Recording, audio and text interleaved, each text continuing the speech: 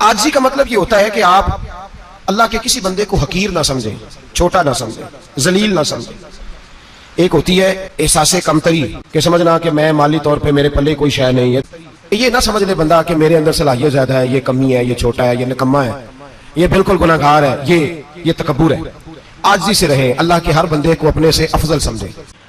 हम लोग आजिज नहीं होते, आजिज नहीं। अगर हम लोग आजिज हो जाए तो लड़ाइयां खत्म हो जाए। हर खानदान में, हर घर में लड़ाई है, इसका मतलब है कि आजिज़ी, जहां आजिज़ी होती है वहां लड़ाई नहीं होती, झगड़ा नहीं होता। हमारा भाई से, भतीजे से, भांजे से, बीवी से, ससुराल वालों से, रिश्तेदारों से, भाइयों से अगर इख्तलाफ चल रहा है और हर जगह चल रहा है तो सारी जगह तो गलतियां नहीं ना पाई जाती, कहीं हमारी भी गलती होती है।